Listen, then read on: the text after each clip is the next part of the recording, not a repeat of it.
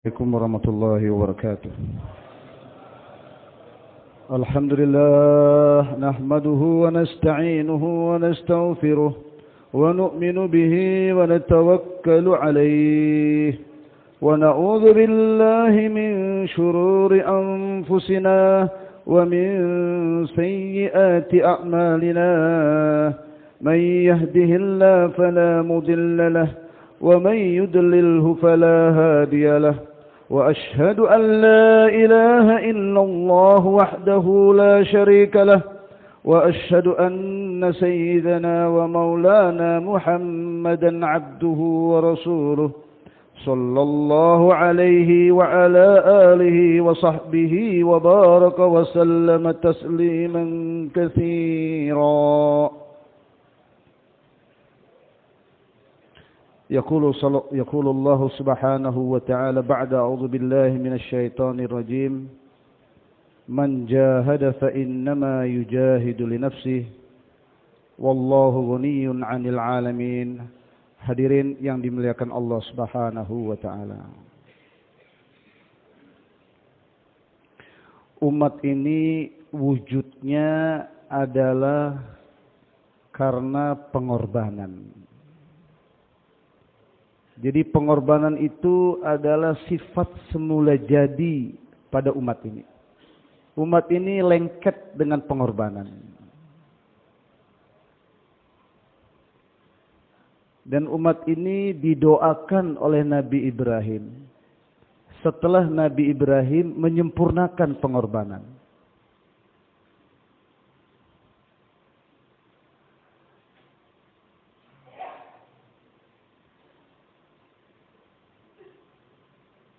Bukan teori pengorbanan. Bukan satu pengorbanan. Ekhe kurbani dena, ekhe kurbani dete rehna. Musalsal rehna. Ada satu pengorbanan, ada pengorbanan yang berterusan. Ada satu model pengorbanan, ada semua sisi dikorbankan. Wa idzibtala Ibrahim bikalimatin fa'atammahunna. Tatkala berbagai macam model pengorbanan itu diberikan kepada Nabi Ibrahim. Nabi Ibrahim telah menerima semua takazah tadi dengan segala pengorbanannya. Fa'atammahun, disempurnakan semua takazah pengorbanan tadi. Qala inni ja'iluka linnasi imama. Baru Allah berikan laqab, gelar, kamu layak jadi imam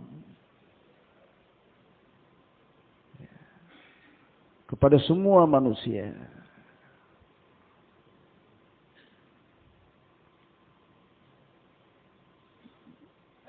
Jadi umat ini disiapkan memimpin dunia. Umat ini disiapkan oleh Allah Subhanahu wa taala untuk membawa risalahnya, ayat-ayatnya.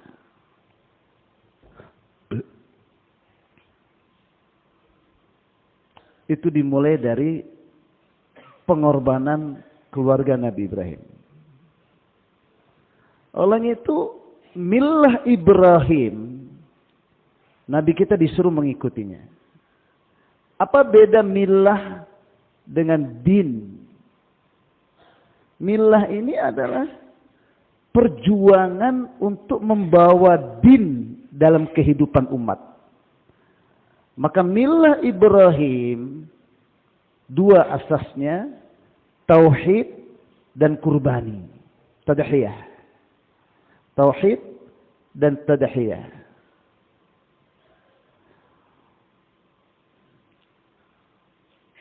Fattabi' millata Ibrahim hanifa.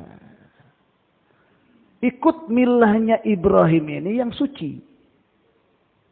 yang murni, yang suci. Dan kita disuruh mengikuti Nabi. Ittabi' hadzan nabiyil ummi. Dan Nabi disuruh mengikuti milahnya Ibrahim. Fattabi' millata Ibrahim hanifah. Nah berarti kita juga disuruh mengikuti milahnya Ibrahim. Siapa yang tidak suka milah Ibrahim? Siapa yang pakai cara-cara untuk membawa agama dalam kehidupan di luar milah Ibrahim? Otaknya enggak waras. Wa may yarghabu 'an millat Ibrahim faqad safiya nafsah.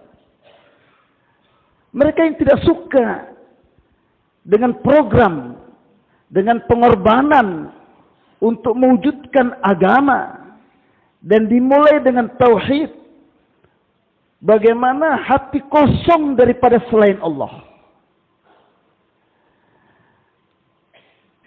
Inna bura'a'u minkum wa mimma ta'buduna min dunillah.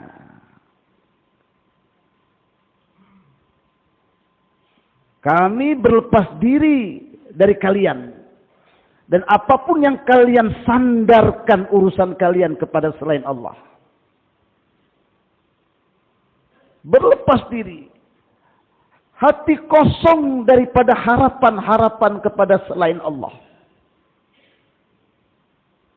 Dan tanpa itu, agama tidak akan wujud. Dan mengeluarkan sandaran-sandaran harapan kepada selain Allah akan mewujudkan ketaatan yang murni. Li'annal imtithal al-awamir ala hasabi azamatil amir. Karena orang akan taat kepada perintah kalau dia tahu kebesaran di balik perintah itu. Siapa yang memerintahkan saya?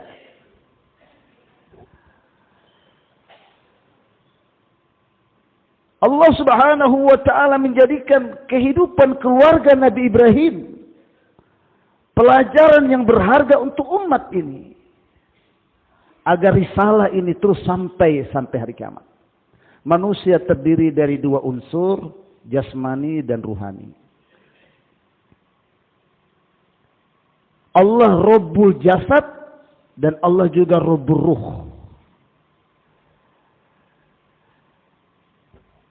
Untuk memelihara jasad, Allah Subhanahu wa ta'ala menata alam ini. Sirkus kehidupan alam ini dibentangkan oleh Allah Subhanahu wa ta'ala. Wasyamsu tajri li mustaqarril laha. Wa anzalna minas sama'i ma'a. Farsalna riha. Matahari terbit. Hujan diturunkan. Angin ditiup. Musim silih berganti. Musim dingin yang membawa efek tidak baik kepada buah ditutupi dengan musim panas. Musim kemarau efeknya ditutupi dengan musim semi. Sehingga buah yang menjadi asbab menu jasad matang untuk dinikmati oleh manusia, sehingga perkembangbiakan jasad manusia terus berjalan sampai hari kiamat. Ekosistem ini berlaku sampai hari kiamat. Tidak pernah terhenti. Sedangkan ruh, karena bersumber dari Allah, bukan dari alam, tentu makanannya bukan dari alam. Ruh perlu makanan, seperti jasad perlu makanan. Ruh perlu minum, seperti jasad memerlukan minuman. Ruh memerlukan obat dari penyakitnya, seperti jasad memerlukan obat dari penyakitnya. Tapi masalahnya, Jasad dari alam Allah ciptakan, sedangkan ruh langsung dari Allah. Nah, bagaimana ruh ini tersuplai makanannya? Allah utus nabi-nabi dan rasul. Makanan ruh, dakwah iman, muzakarah imaniyat, mugibat, ta'lim fadail, qala Allah, qala Rasulullah, yatul alaihim ayatihi wa yu'allimul kitaba wal hikmah wa yuzakkihim. Ini makanan ruh.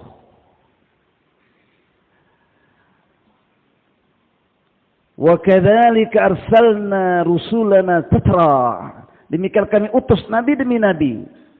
Wa in min qaryatin illa khala fiha nadhir. Tidaklah setiap kampung kecuali ada nabi di situ. Tetapi kenapa pintu kenabian ditutup? Sedangkan Karkun sendiri tiap tahun masturahnya melahirkan.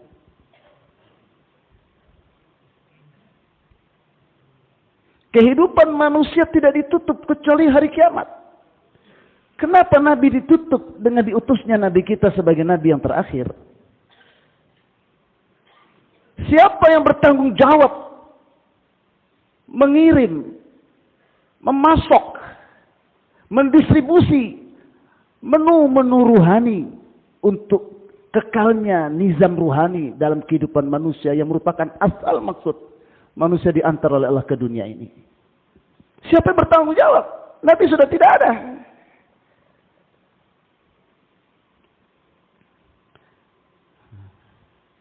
Itu hadirin, jawabannya tentu adalah sudah jauh-jauh dipersiapkan oleh Allah. Wujudnya satu umat, bukan nabi, umat, tapi diberikan faraid dan nafilah seperti yang Allah berikan kepada nabi-nabi dan rasul.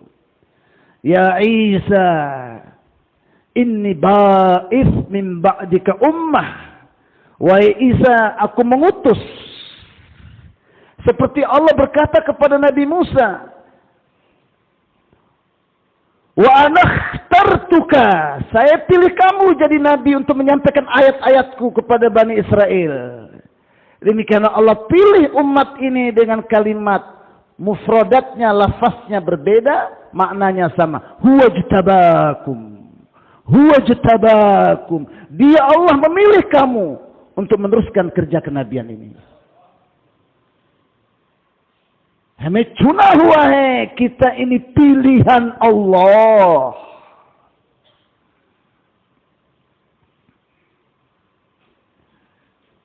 Umat ini kitalah yang bertanggung jawab membagi-bagi menu ruhani. Dan manusia kelaparan di ujung-ujung dunia ruhnya. Kalau ada yang mati di Papua tanpa iman, kalau ada yang mati di Australia tanpa mengenal adanya baginda Nabi yang terakhir sallallahu alaihi wasallam, kalau ada orang di Kanada mati tanpa mengenal salat, kalau ada orang di Afrika mati tanpa mengenal zakat, umat ini bertanggung jawab di hari kiamat nanti.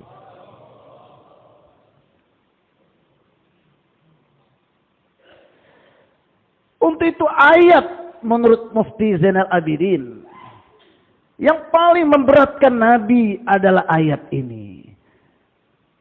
Ya ayyuhan nabi, balligh ma unzila ilaika min rabbik. Fa in lam taf'al fama ballaghta risalatah. Wallahu ya'simuka minan nas. Wahai Nabi, tabligkanlah, sampaikanlah ayat-ayat yang diturunkan kepadamu kepada semua manusia. Maulana Yusuf Rahmatullah mengatakan, al-ayat al-muta'alliqa bil uyun la budda an tasil ila jami' uyunin nas. Ayat-ayat yang berhubungan dengan mata, kullil mu'minina yaghuddu min absarihim, harus sampai kepada semua mata-mata manusia di dunia ini. Ayat yang berhubungan dengan pembagian harta, mengambil harta, mencari harta dan menyalurkan harta harus sampai kepada semua orang yang memiliki harta. Ayat yang berhubungan dengan keluarga, ayat yang berhubungan dengan muamalat, muasyarat, ayat yang berhubungan dengan mulut, ayat yang berhubungan dengan telinga, ayat yang berhubungan dengan hati, harus sampai ke semua anggota tubuh manusia ini. Waktu singkat. Untuk itu Nabi digelar oleh Allah sirajam munira. Inna arsalnaka syahidan wa mubashshira wa nadhira wa da'iyan ila Allah bi'idnihi wa sirajam munira. Mana yang lebih terang cahayanya, matahari atau pelita? Matahari. Kenapa Allah permisalkan Nabi itu pelita bukan matahari? Karena matahari tidak pernah memberikan cahaya kepada matahari yang lain. Tapi pelita yang bercahaya. Sudah berapa banyak pelita-pelita yang mati, bercahaya sumbunya, tatkala disentuh oleh pelita yang punya api ini. Dakwah Rasulullah bukan dakwah kepada iman dan amal tok. Sekedar. Tapi dakwah Sayyidul Anbiya alaihissalatu wassalam, iqamatil ummah ala juhdi da'watul Anbiya alaihissalatu wassalam. Tapi perjuangan baginda sallallahu alaihi wasallam menegakkan umat pengganti nabi-nabi. Sayang seribu sayang, kita tidak menghargai pilihan Allah ini. Dai Wahab dalam salah satu mahfuzatnya yang disampaikan oleh Maulana Fahim, beliau mengatakan, kerja yang kita tinggalkan untuk kita keluar di jalan Allah Subhanahu wa taala, sayang sekali tatkala kita keluar di jalan Allah, kita masih merasa diri kita pedagang. Jadi pedagang yang sedang keluar, petani yang sedang keluar, pegawai yang sedang keluar, enggak malu-malu. Karena memang merasa pegawai, ngatur kantor waktu huruf 3 hari. Keluar masih merasa suami dari 1 orang istri. Jadi enggak malu-malu, nelpon istri waktu keluar 40 hari.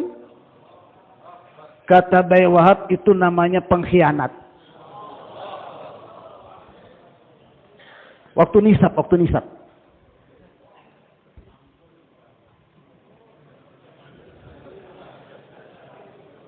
Bahkan Dai Wahab bilang, yang bawa HP waktu nisab itu tablik Americano.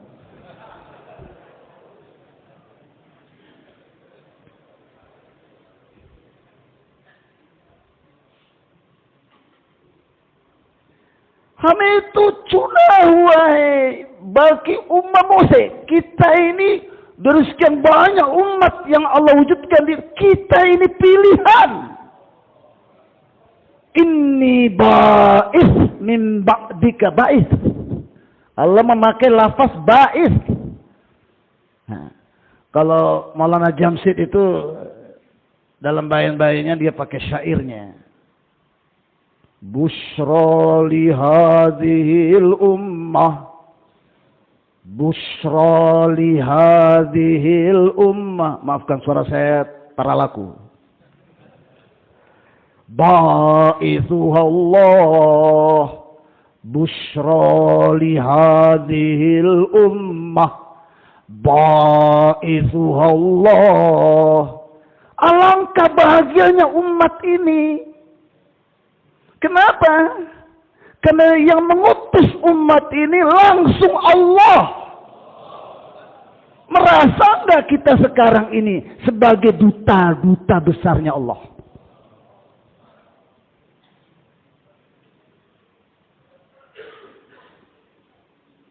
Jadi kata Dai Wahab, kerja di belakang yang kita tinggalin, Dan kita sekarang keluar di jalan Allah 3 hari, 4 hari, 4 bulan. Tapi hati dan pikiran kita masih di pekerjaan yang lama. Baru waktu itu pun baru 3 hari dari 30. Baru 40 hari dari 360. Terus dipotong lagi dengan telepon istri. Dipotong lagi dengan telepon barang sudah masuk di labobar itu.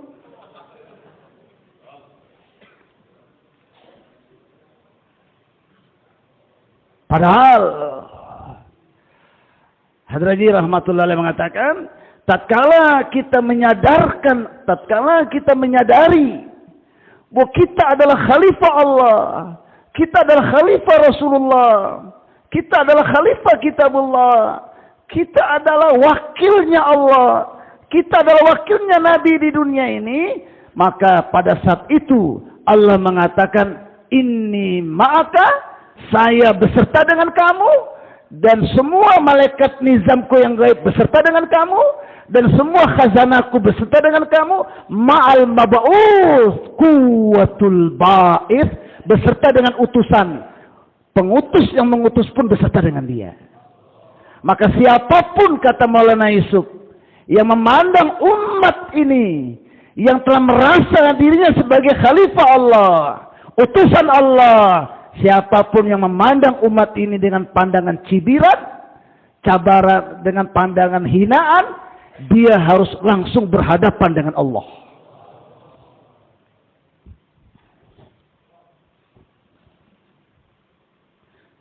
Nah, kenapa kita tatkala tinggalkan kantor, tinggalkan sawah, tinggalkan kebun, tinggalkan toko, tinggalkan pabrik, keluar 3 hari, 4 hari, 4 bulan, masih merasa diri sebagai pedagang, petani, pegawai, dan hati pikiran kita masih di belakang? Berapa sih nilainya tokomu? Berapa sih nilainya jabatanmu? Padahal sesaat di jalan Allah, lagatwatun aurahatun fi sabilillah khairum minad dunya wa ma fiha. Kalau sesaat itu apa?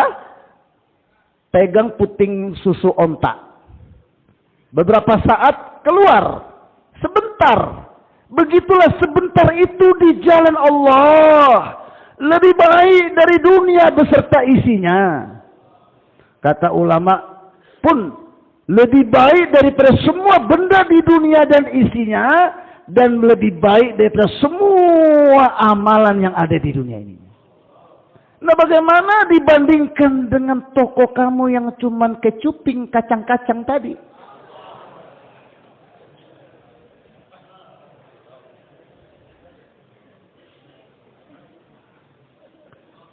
Inni ba'itsum min ba'dika ummah.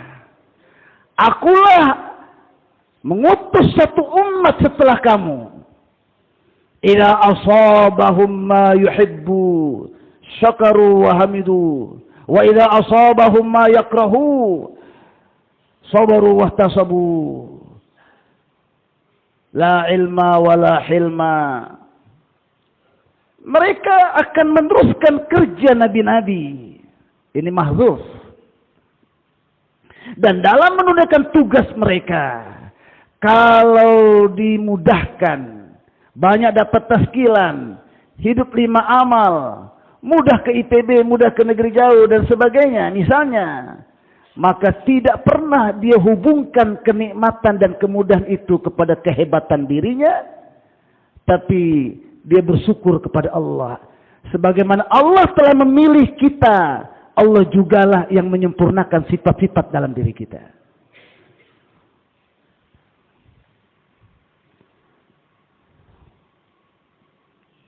Tapi kalau sulit taskilan, banyak tantangan, maka tidak pernah putus asa, tidak pernah kecewa, tidak pernah mundur. Terus istiqomah dalam kerja, sabar menghadapi keadaan tadi, wajah tidak berubah jadi wajah sontoloyo, Wahtasabu, bahkan disambut kesusahan-kesusahan ini melebihi sambutannya kepada malam Idul Fitri. Karena dia yakin di balik penderitaan dan kesusahan ini Allah beserta dengan saya. Innallaha ma'as-sabirin. Karena yang dicari dalam dakwah ini adalah Allah. Fasjud waqtarib. Setiap ucapan dalam dakwah, setiap gerakan pengorbanan dalam dakwah mendekatkan kita kepada Allah. Yang kita cari Allah dalam dakwah ini, bukan cari yang lain. Ma faqada man wajadallah. Kalau orang sudah dapat Allah, adakah yang hilang? Sebaliknya orang yang tidak dapat Allah, malladzi wajada man faqadallah. Apa sih yang didapat kalau orang enggak kedapat Allah? Apa sih yang diterima kalau orang enggak ketemu Allah?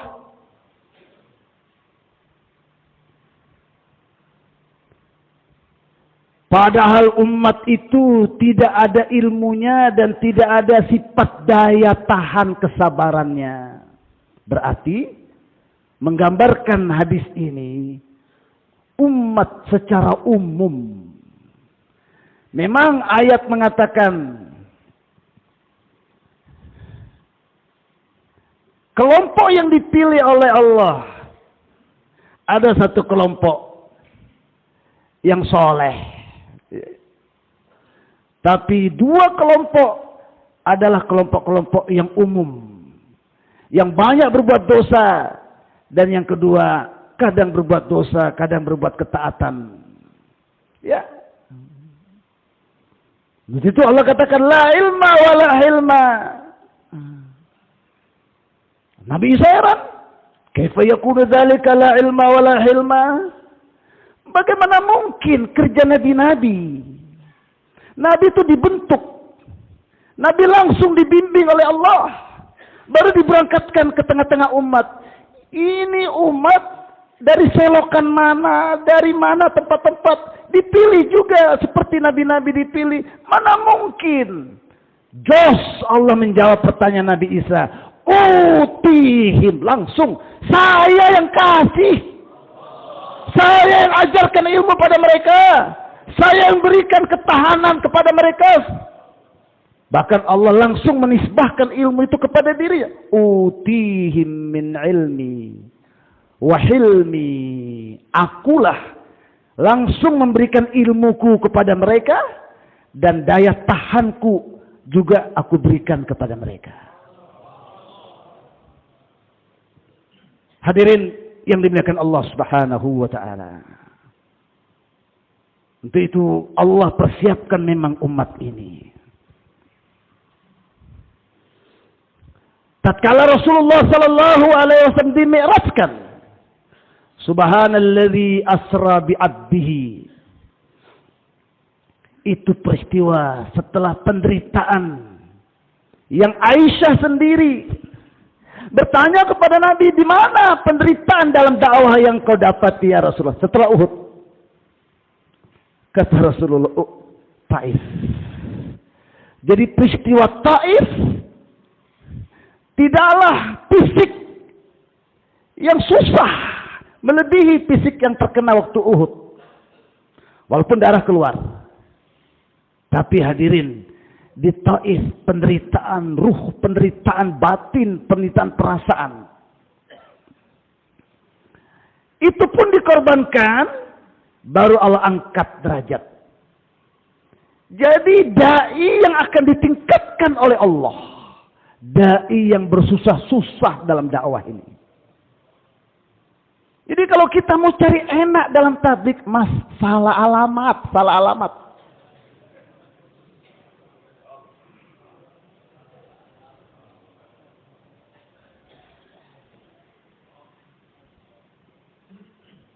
Tatkala Nabi dinaikkan, jumpa 124.000 nabi-nabi. Mafhum seakan-akan Allah Subhanahu wa taala berkata kepada baginda sallallahu alaihi wasallam, mereka yang memerangi dan menyakiti kamu sejak kau diangkat jadi nabi sampai Taif kemarin. Puncaknya Taif. Ini akan terus terjadi tatkala kamu pindah nanti dari Mekah. Penderitaan ini cukup dengan kalimat Nabi, uzitu fillah ma lam yuza ahad. Khuwiftu fillah ma lam yukhawwaf ahad. Aku disakiti di jalan dakwah ini yang tidak mungkin siapapun disakiti seperti itu. Dan aku ditakut-takuti, diancam yang tidak mungkin siapapun diancam seperti itu. Nah, ini penyakit kita sekarang ini. Makin lama kita dalam dakwah, makin jadi fasalah, makin duduk lenggang kangkung di markas, di halaqah.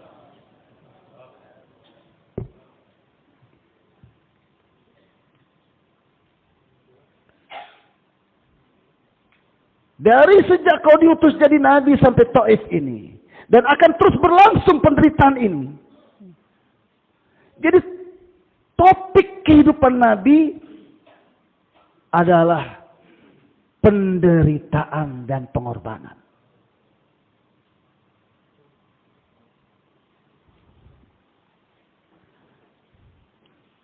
Tapi ingat, berapa banyak mereka yang menyakiti kamu. Di belakang mereka terpendam potensi untuk meneruskan kerja kamu. Jadi tidak boleh ada sedikit pun dendam dalam dirimu. Kekecewaan di dalam hatimu. Terus sangka baik kepada mereka. Terus usaha datangi lagi dan lagi kepada mereka. Sehingga tugasmu, jangan kau meninggalkan dunia ini sebelum wujud sahabat majmu'atus sahabah yang sifat mereka seperti sifat nabi-nabi.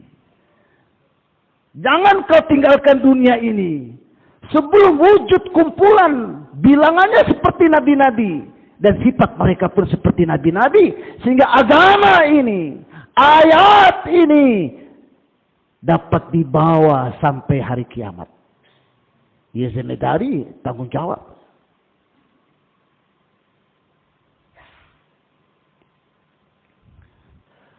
Untuk itu dalam Taif itu diambil kesimpulan oleh ulama.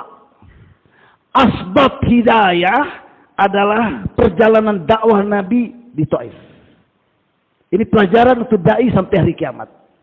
Kalau kita buat seperti Nabi, Allah jadikan kita asbab hidayah. Pertama, daimul fikri mutawasilul ahzan. Fikir yang berterusan dan kesedihan yang berlanjut.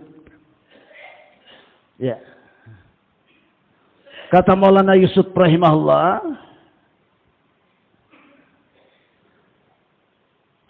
dakwah, definisi dakwah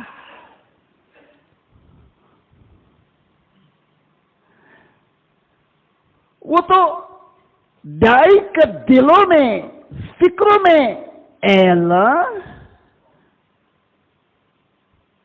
दावत वाले काम तेरे अमर है और तेरे हर हर अमर सारे आलम को पहुंचाना मेरे जिम्मे तूने लगाया है. Pikiran dan kerisauan ini menyatu dalam darah dan daging pikiran dai 24 jam walaupun dia mau tidur. Walaupun dia sendirian. Yaitu, ya Allah, tanggung jawab dakwah adalah perintahmu. Dakwah perintah Allah. Seperti kita paham sholat perintah Allah, zakat perintah Allah, puasa perintah Allah. Demikian juga dakwah perintah Allah. Dan menyampaikan perintah dakwah ini dan cabang-cabangnya. Dan dengan dakwah supaya umat taat kepada ibadah. Ibadah dengan cabang-cabangnya. Buah dari ibadah adalah akhlak. Dengan cabang-cabangnya muamalah muasyarah. Dan payung daripada semua itu adalah hududu syar'i. Ya Allah, menyampaikan ayat-ayatmu ke seluruh dunia. Semua lapisan masyarakat manusia di dunia adalah tanggung jawab yang kau perintahkan kepada aku. Dai, hati dan pikirannya menyatu dengan perasaan ini. Walaupun dia duduk sendirian, walaupun di atas kasur, pikiran dan hatinya menerawang di atas tanggung jawab itu. Balik ma unzila ilaika min rabbik. Sampaikan ayat ini yang kau dapat dari Allah. Apa kata Allah? Fa in lam taf'al, kalau gara-gara istri enggak setuju, kalau gara-gara anak lagi sakit, kalau gara-gara rumah sedang dibangun, kalau gara-gara enggak ada duit, enggak ada motor, kalau gara-gara hujan, kalau gara-gara ancaman-ancaman, kamu tidak sampaikan ayat ini, fama ballagta risalatah, berarti tanggung jawab yang diberikan kepada kamu, kamu sudah sia-siakan.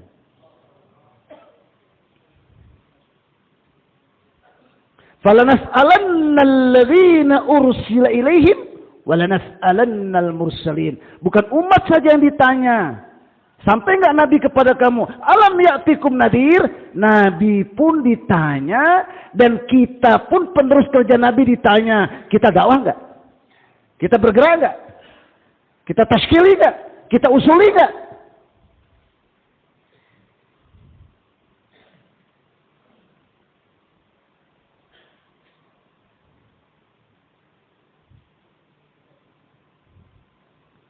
Untuk itu Nabi bukan sekedar terima perintah sholat, tapi Nabi diberikan tanggung jawab. Agar sholat ini berjalan sampai hari kiamat, maka perlu usaha terus agar mereka yang memukul kamu, melempar kamu dengan batu, berubah. Kau jadi asbab hidayah, mereka lah yang akan meneruskan kerja kamu setelah kau meninggal dunia. Kata Maulana Yusuf rahimahullah, जितने भी हुजूर ने किया था हर उम्मती कर सकता है. Apapun yang dibuat oleh Nabi, setiap umat bisa mengerjakannya. So, kalau Nabi kerjanya membentuk kumpulan sahabat seperti Nabi-Nabi, maka tugas kita membentuk kumpulan-kumpulan dai seperti sahabat. हमें इस काम की जरिए से sahabat की मजमुआ को तैयार करना चाहता हूँ. Kata Maulana Yusuf, dengan kerja ini kita ingin membentuk kumpulan-kumpulan sahabat. Di tiap mahalah ada beberapa orang seperti sahabat. Di tiap-tiap halaka ada sekian orang seperti sahabat. Di tiap-tiap markas ada sekian orang seperti sahabat. Yang mana sahabat dalam buat kerja agama punya 5 kriteria.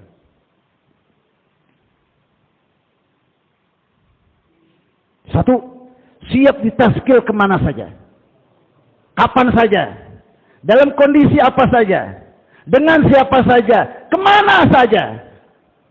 Satu. Nah, kita dalam kerja ini lihat level itu. Sudah ada berapa orang di markas-markas kita yang seperti itu?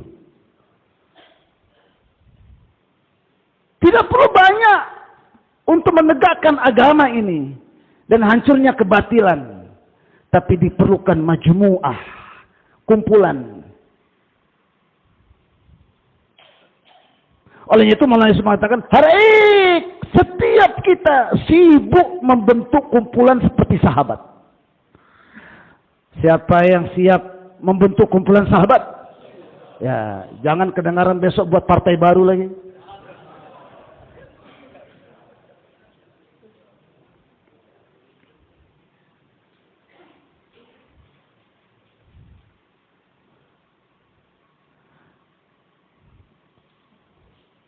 Sahabat panduan kita.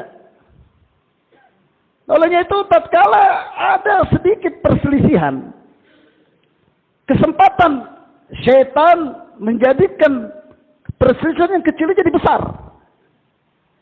Supaya muncul grup-grup, kelompok-kelompok di tengah-tengah umat.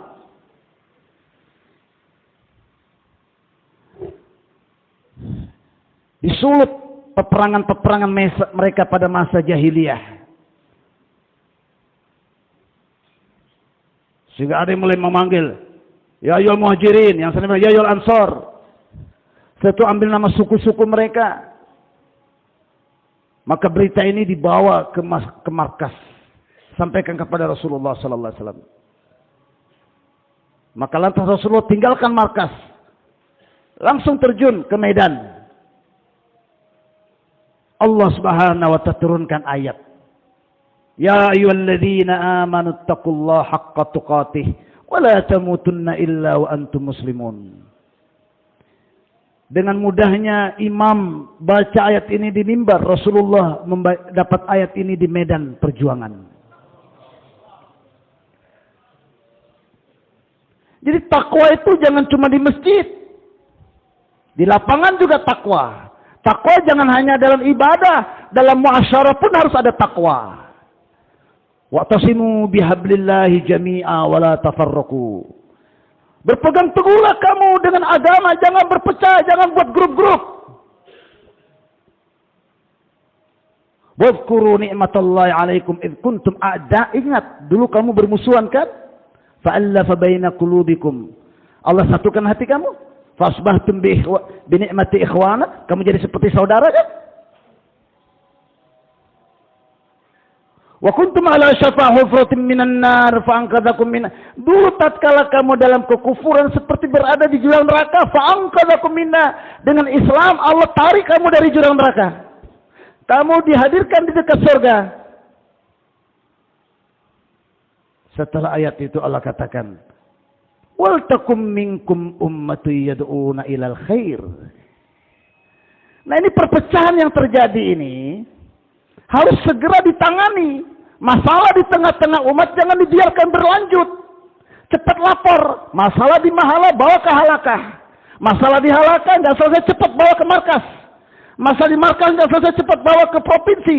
Masalah di provinsi bawa ke Ancol. Bawa ke Ancol jangan merasa paling benar. Bawa ke Ancol ingin islah. Ingin mendengarkan nasihat orang tua-tua. Baru masalah ini cepat selesai. Allah bimbing.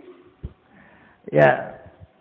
Allah turunkan ayat ini. Wal takum minkum ummatu yad'una ilal khairi wa ya'muruna bil ma'ruf wa yanhauna 'anil munkar wa ulaika humul muflihun.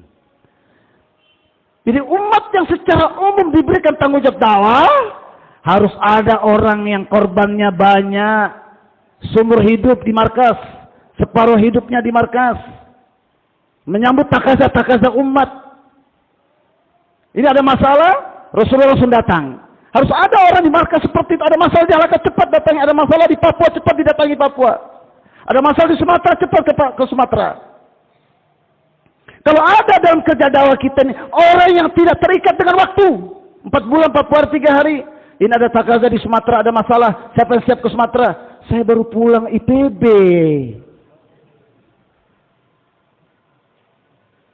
Saya baru pulang 40 hari. Kan istri punya hak juga.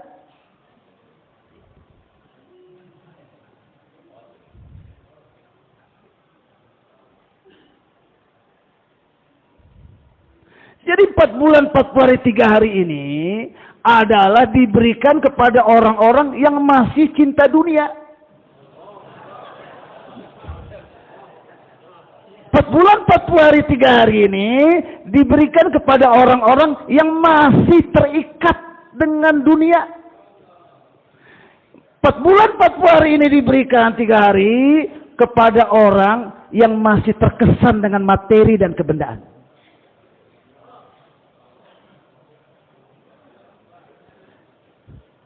Ibarat bayi ini masih dikasih susu.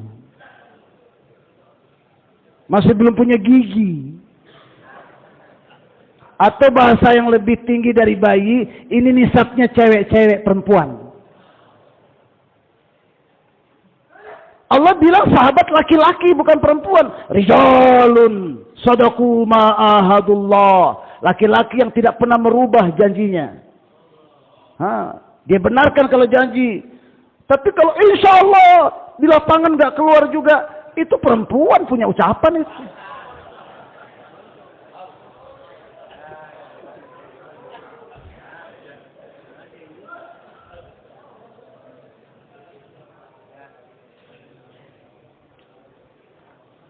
Makanya rijal, rojul itu ada dua. Rojul sinonimnya dengan rijal. Nah ini sifat yang kedua asbab hidayah dalam dakwah. Tahrikul akdam. Kerisauan dalam diri. Dan fikir. Risau matinya agama. Fikir bagaimana menghidupkan agama. Risau 5 amal tidak hidup. Fikir bagaimana menghidupkan 5 amal. Risau 3 hari nggak terbentuk. Gabung-gabung terus sudah 10 tahun. Fikir bagaimana membentuk jemaah 3 hari sendiri. Risau dan fikir inilah yang mendorong kita nggak bisa lama-lama di kasur.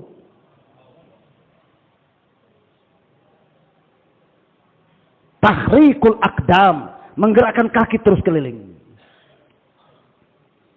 Untuk itu Maulana Yusuf anjurkan kita doa ini. Elah.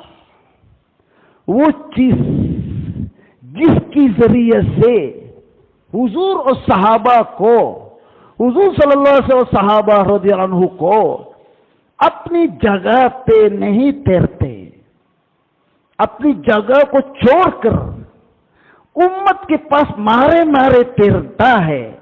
Ya Allah, sesuatu yang menyebabkan Nabi dan sahabatnya tidak betah tinggal di rumah. Mereka keliling jumpa umat. Ya Allah, berikanlah sesuatu itu juga kepada aku, ya Allah. Ini laki-laki, kakinya itu nggak betah lama-lama di rumah. Rojul, sinonimnya rijal. Ada lagi laki-laki dalam bahasa Arab, zakarun. Sinonimnya yaitu, tuan-tuan sudah tahu juga artinya. Betah lama-lama di kasur, betah lama-lama di rumah. Nggak pikir takaza halaka, nggak pikir takaza markah, nggak pikir takaza provinsi, nggak pikir takaza alami. Jadi kita yang kumpul ini rojul kah zakarun?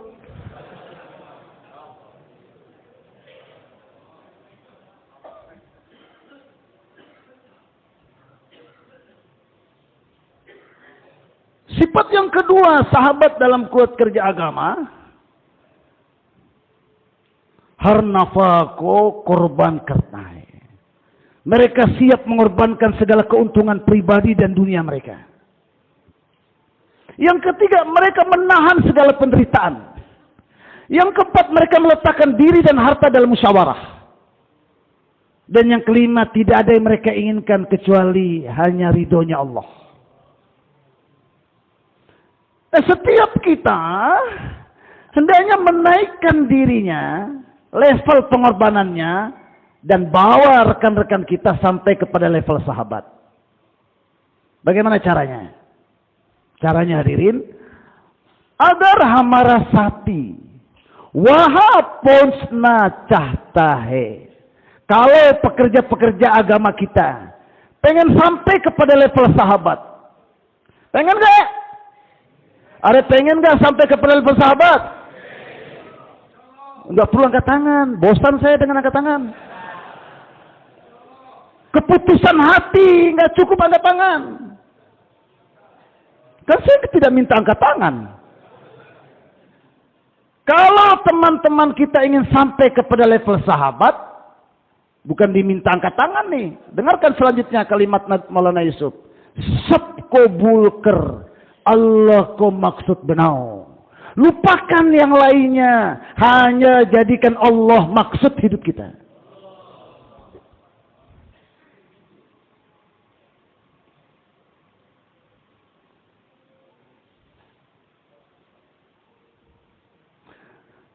Balke hamara harua-rua. Bahkan pori-pori kita ini. Berapa pori-pori di tangan? Berapa pori-pori di wajah? Berapa pori-pori di kaki? Semua pori-pori itu terdengar suara Allah. Jotu cahega wahi kerungga. Ya Allah, apapun yang kau inginkan, itu yang kami kerjakan.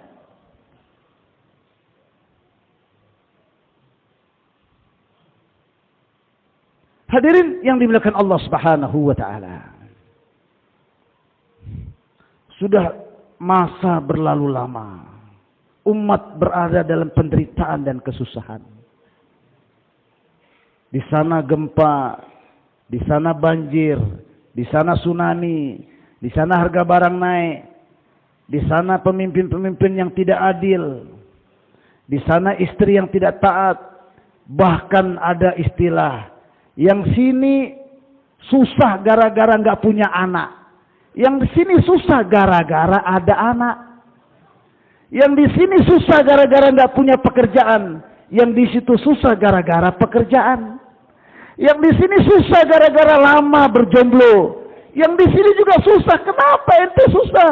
Istri saya, Tuan. Yang di sini susah nggak ada istri. Yang di sini susah gara-gara ada istri. Yang di sini susah nggak punya kerja. Yang di sini susah karena pekerjaan. Yang di sini susah penghasilannya belum jutaan. Yang di sini susah penghasilannya gara-gara miliaran.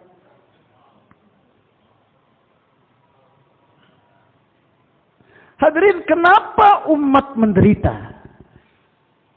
Kenapa dengan fasilitas yang mewah, asbab yang sempurna, tetap rakyat dan pemerintah, orang miskin dan kaya susah? Hadirin, karena usul-usul kehidupan Nabi atau usul-usul kehidupan ini tidak mengikuti usul kenabian.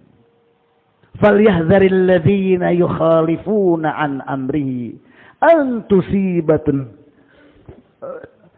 falyahdharil ladzina yukhalifuna an amrihi an tusibahum fitnatun aw yusibahum adzabun alim. Peringatkan kepada umat, kalau kehidupan Nabi tidak diikuti, timbul fitnah. Apa itu fitnah? Kalau agama disepelekan. Apa itu fitnah? Kalau agama dinomorduakan. Apa itu fitnah? Kalau agama tidak jadi maksud hidup. Akan timbul fitnah. Kehidupan manusia menyimpang dari arah kehidupan yang Allah inginkan. Ini fitnah. Walaupun kaya raya. Walaupun banyak hasil bumi. Tapi ketenangan pasti tidak akan dapat. Masalah terus bertumpuk dengan berbagai macam asbab yang dimiliki. Ini sebab pertama kenapa umat menderita dan susah. Maka umat, karena tidak belajar dakwah, metode bagaimana membawa agama, mereka menyelesaikan masalahnya dengan cara-caranya sendiri. Jadi menyelesaikan masalah tanpa mengikuti usul-usul kenabian menimbulkan masalah yang baru. Jalani kehidupan tidak mengikuti usul kenabian, muncul masalah. Dan menyelesaikan masalah tidak mengikuti usul kenabian menimbulkan masalah baru. Berapa banyak masalah yang muncul dalam kehidupan umat ini. Seperti burung yang masuk dalam sangkar. Seperti burung yang masuk dalam jala atau binatang. Semakin dia bergerak, semakin mengikat tubuhnya. Betul apa tidak? Seperti mobil yang masuk, orang timur bilang taprof, di lumpur. Semakin dia tancap gasnya, semakin. Demikianlah keadaan umat di zaman ini sekarang. Hadirin yang dimuliakan Allah Subhanahu wa taala. Masalah umat tidak akan selesai oleh orang-orang pasar. Masalah umat tidak akan selesai oleh para hartawan-hartawan. Masalah umat tidak akan selesai oleh pejabat-pejabat. Sejarah mencatat, masalah umat akan selesai kalau umat ini mengorbankan jabatannya, hartanya, kekayaannya untuk umat. Oleh itu bagaimana topik kehidupan kita adalah Hami isi kurbani dungga. Saya bagaimana buat pengorbanan. Jise umat ki muskilat hal hogia. Yang dengan pengorbanan itu masalah umat selesai. Adakah karkun yang seperti itu? Berapa banyak seperti itu di Jakarta? Berapa banyak karkun seperti itu di Jawa Barat? Berapa banyak karkun seperti itu di Sumatera? Yang cita-citanya cuma satu, saya korban, umat selamat. Jadi bukan 4 bulan, 40 hari, 3 hari.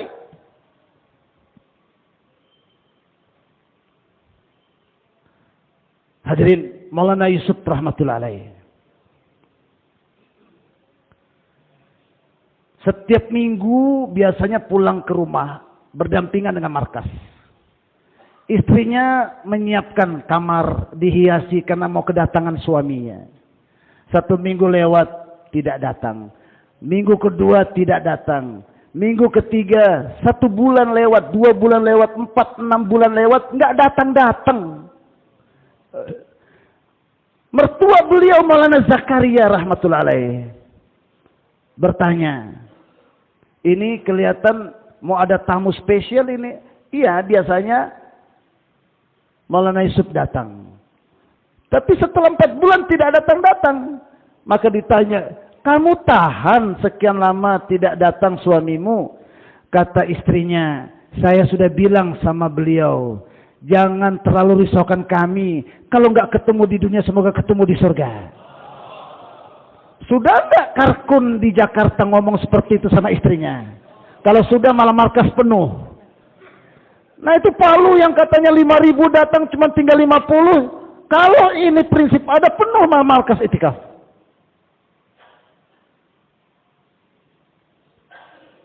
Hadirin yang dimuliakan Allah Subhanahu wa taala. Pengorbanan itu adalah tangga, anak tangga. Sekarang kita punya rumah. Kelihatan nggak tangga di kamar? Kelihatan nggak tangga di ruang tamu? Di ruang makan kelihatan nggak tangga? Kelihatan apa tidak? Tapi bocor atap, kipas mati, lampu mati, cat sudah luntur. Kira-kira cari tangga nggak? Cari tangga nggak? Cari. Tangga nggak kelihatan, tapi saat dibutuhkan datang nggak? Datang. Demikianlah pekerja-pekerja dakwah. Orang-orang kampung, orang-orang gunung, sebulan 3 hari, 40 hari tiap tahun, pulang di kampung lagi, nggak kelihatan. Nanti tahun depan baru datang. Tapi orang-orang kota,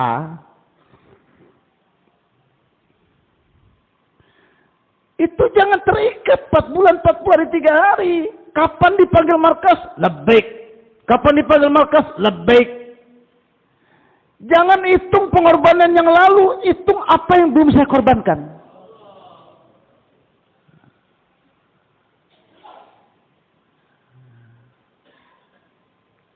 Eke kurbani dena, eke kurbani dete rehna.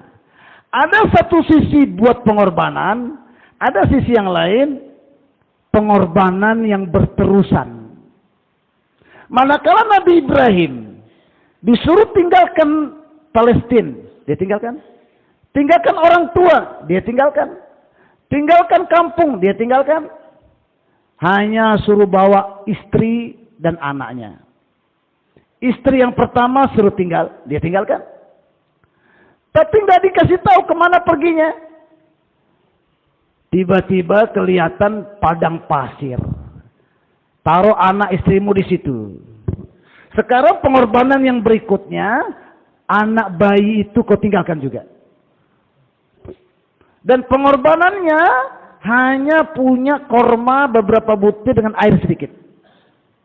Sistem pengairan tidak ada di Mekah. Sistem pasar tidak ada di Mekah. Ruko-ruko tidak ada di Mekah. Air pun nggak tahu di mana dapat. Rumah satu pun tidak ada. Dalam kondisi itu, Nabi Ibrahim disuruh tinggalkan mereka, jangan ngomong.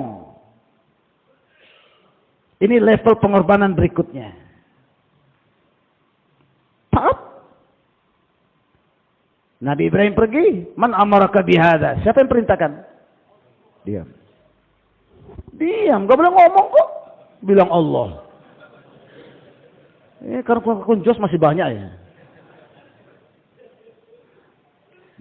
Yang kedua, man amaraka bihada. Diam. 3 kali. Baru Allah pahamkan kepada Hajarah. Itu bukan suamimu tok. Dia Nabi. Dia tidak bergerak tanpa izin Allah. Dia bergerak dengan perintah Allah. Demikianlah selayaknya kita siapkan istri kita, anak kita. Kalau Bapak pergi ke markas, jangan tanya kapan pulang. Perintah Allah. Dan jangan tanya kenapa yang ditinggalkan sedikit. Perintah Allah. Maka Allah rubah. Hajrah bertanya, pertanyaannya dirubah. A'amar Allah. Allah ya yang perintahkan. Karena disebut nama Allah, Nabi Ibrahim anggukkan kepala. Tidak boleh ngomong. Demikianlah dalam kerja dakwah ini. Takaza yang sudah rutin 40 hari, istri sudah siapin tuh tahu bulan apa suami kita pergi, kapan balik. Pekan keberapa suami saya keluar 3 hari, malam markas kapan. Tapi kalau kita berada di level ini terus, kerja nggak akan meningkat.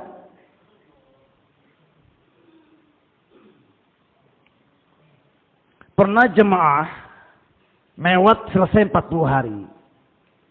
Maulana Ilyas bukan bayan wapsi, tapi bayan hidayah, tafakutnya tinggal separuh. Taat. Pulang dari 40 hari kedua, Maulana Ilyas bukan bayan wapsi, kasih lagi bayan hidayah, tafakutnya hadis.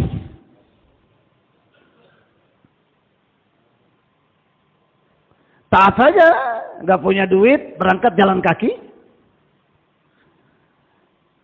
Kata Maulana Ilyas, selama 3 keadaan ini tidak dilalui oleh Karkun lama, maka imannya baru di mulut, belum di hati. Tafakut sempurna, tafakut kurang, tidak ada tafakut.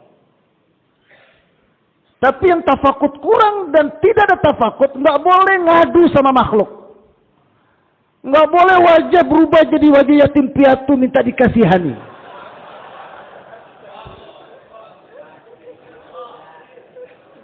Nggak boleh lapor ke tim taskil, uang saya sudah habis. Orang yang begini kasih pulang aja.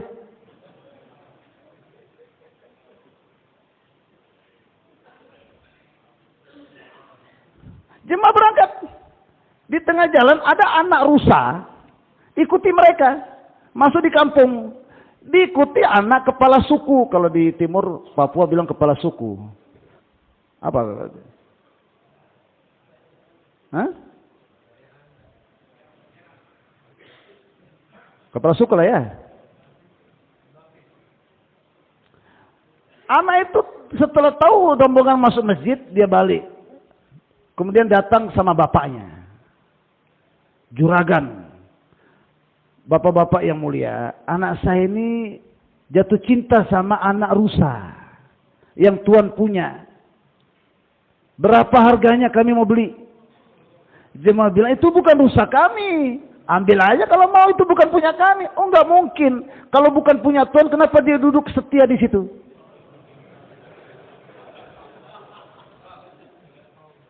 Pokoknya kasih kami berapa harga, kalau tidak keluar dari sini. Jadi dunia jatuh hina di kaki orang-orang yang tidak ada terkesan lagi dengan materi dan kebendaan.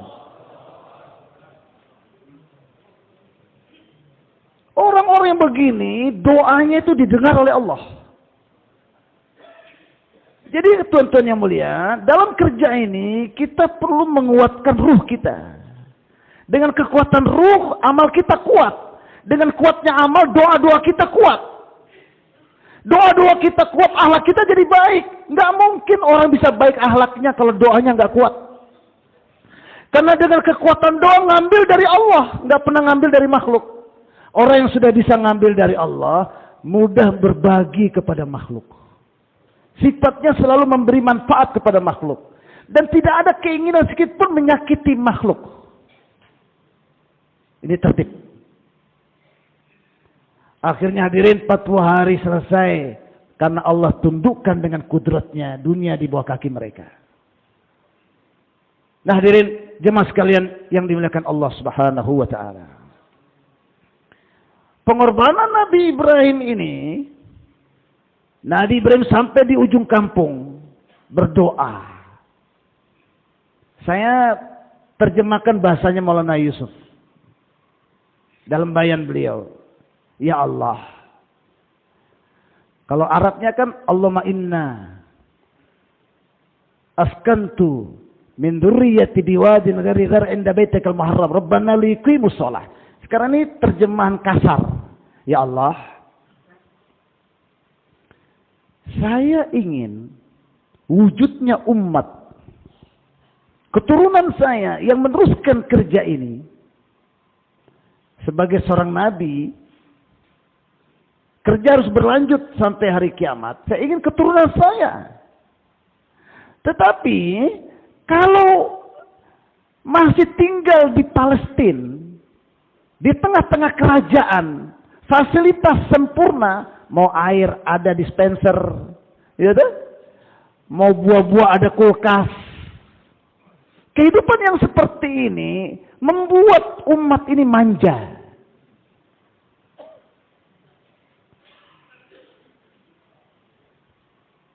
Sehingga jazbah berjuang itu lemah. Maka kau antar kami ke kota ini yang tidak ada asbab kehidupan. Yang ada asbab kematian. Supaya kalau nanti waktu haus, tidak tawajuh kepada makhluk, tidak cari air. Kalau lapar, tidak ingat makhluk dan tidak cari makanan, enggak ada makanan. Kalau mereka punya masalah, kalau mereka punya kebutuhan, di saat air dan korma yang saya titipkan sudah habis, mereka tawajuh kepadamu, Rabbana liyuqimus shalah. Ya Allah, cara menyelesaikan masalah dengan asbab zahir, bukanlah ilmu yang kau ajarkan kepada nabi-nabi dan rasul.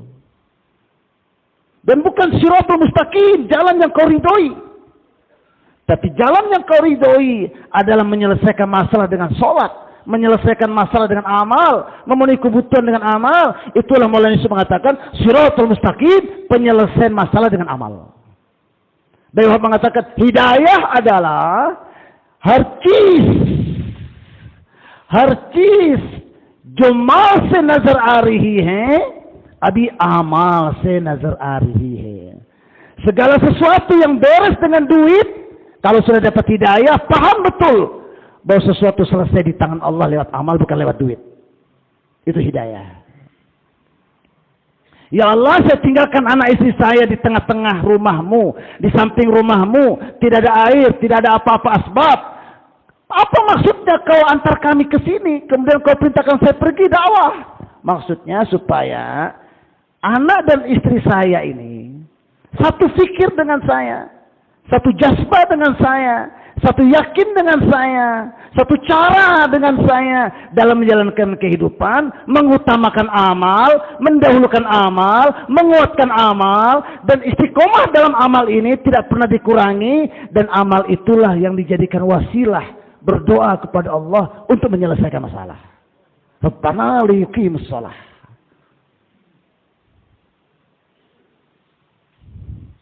Pengorbanan ini hadirin, Allah tidak cukupkan sampai di situ.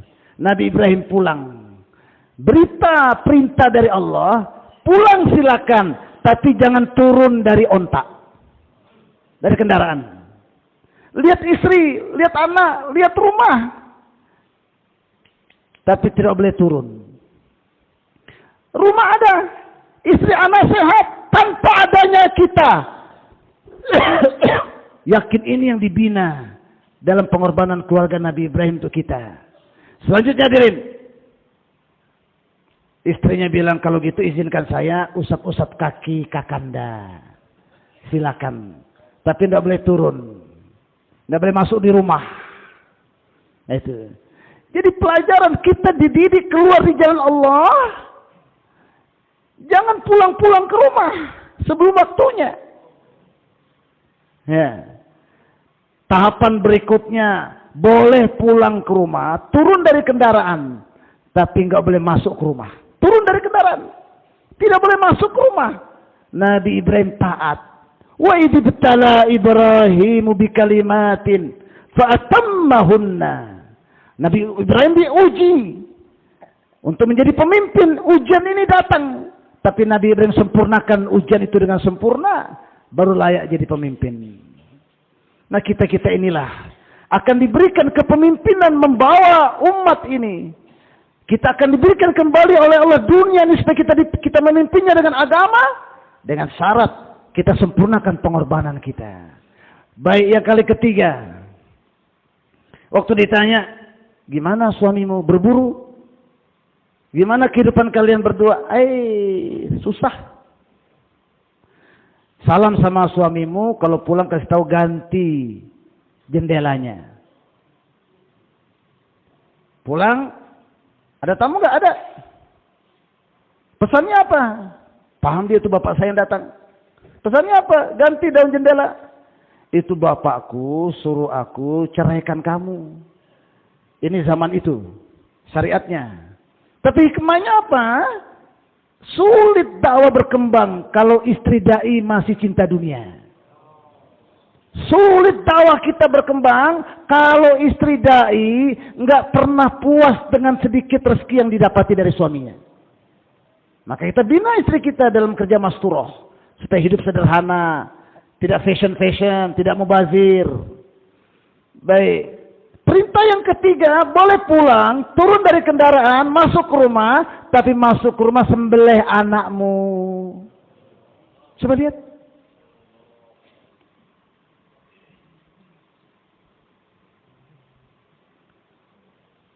Kemarin di Papua, ada teman kami, nisab 40 hari, 2 tahun lewat.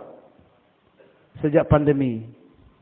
Setelah musda, kita datangi dia. Enggak jadi keluar juga habis musda. Dia bilang, istri saya bilang, anakmu datang mau melahirkan.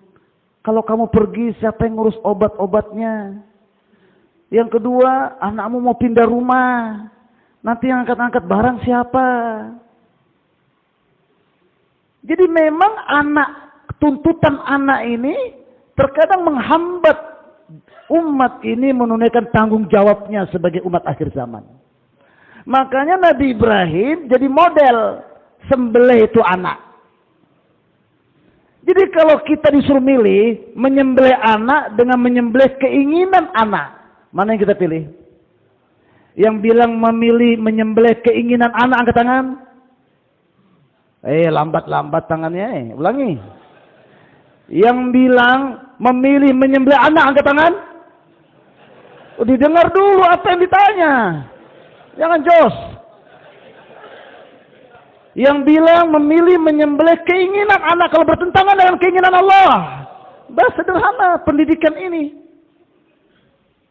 Kita tidak disuruh menyembelih anak. Sembelih kemauan anak dan istri. Bos kita kalau bertabrakan dengan nisab kita.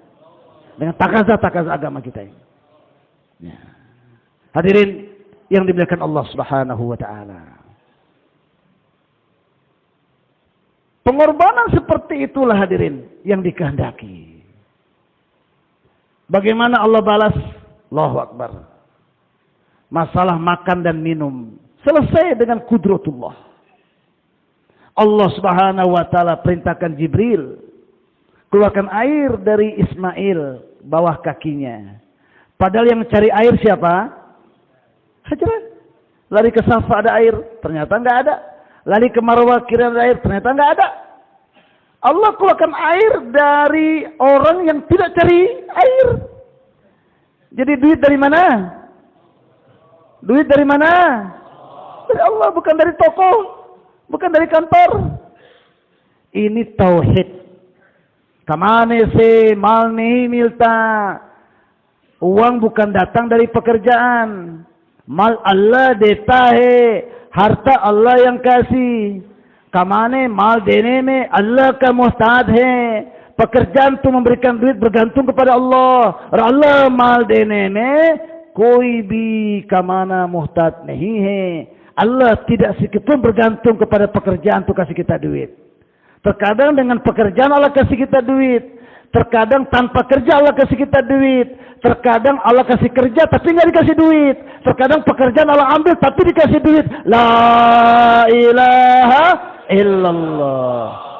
Kalau dapat duit terkesan, nggak dapat duit memble. Kalau dapat banyak senang, dapat sedikit sontoloyo. Berarti hati kita masih kotor. Selama kita belum melihat ada duit, tidak ada duit sama. Selama kita belum melihat banyak duit dengan sedikit duit banyak. Selama kita belum melihat duit sama kertas dan pasir sama, berarti iman kita masih di mulut. Untuk itu nafikan pekerjaan. Bukan tidak kerja. Nafikan pekerjaan dari hati kita. Tapi caranya mulut ini harus dilatih menafikan pekerjaan. Bukan berarti kita tidak kerja. Kerja boleh. Yang nggak boleh yakin dengan pekerjaan. Itu loh. Jadi kita nafikan pekerjaan itu bukan berarti kita tidak setuju dengan pekerjaan. Bukan berarti kita ingkar dengan pekerjaan. Makanya waktu bayan jangan tidur.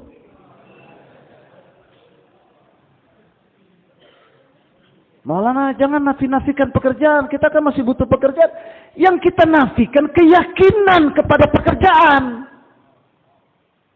Dan itu tidak akan mungkin tanpa mulut ini dilatih. La. Pekerjaan tidak bisa mendatangkan duit. Duit datang dari Allah. Seperti kalau misalnya tehel ada lubangnya. Pasir-pasir macam-macam masuk di dalam, kita korek semua sampai bersih, tidak ada satu pasir pun dalam lubang tadi. Demikianlah kita nafikan semua benda-benda di dunia ini, nafikan semua keyakinan umat-umat terdahulu. Obat tidak bisa menyembuhkan, dokter tidak bisa menyembuhkan, pekerjaan tidak bisa mendatangkan duit. Duit tidak bisa membeli mobil. Duit tidak bisa beli tiket ke Pakistan. Duit tidak bisa membeli rumah. Dan benda-benda serta materi ini tidak bisa membentuk kehidupan. Benda-benda ini tidak bisa menyelesaikan masalah. Makanan tidak bisa mengenyangkan perut. Air tidak bisa menghilangkan haus. Mobil tidak akan bisa mengantar kita ke tempat tujuan. Begitu kita nafikan semuanya. Itna sare musyahada konafikia jatahe. Sare musyahada ghaib pe agya. Kata Maulana Yusuf, begitu kita nafikan semua yang nampak, sehingga tatkala kita buka mata, yang nampak itu seperti tidak ada lagi. Ya kita tidak akan terkesan, karena udah tidak ada lagi. Kita punya pandangan batin diberikan oleh Allah, nur basirah. Yang dengan nur basirah itu kita menembus 7 lapis bumi. Menembus 7 lapis langit. Menembus 7 lapis hijab iman kita. Yang kita lihat bukan lagi lautan. Yang kita lihat adalah kudratullah yang menciptakan lautan.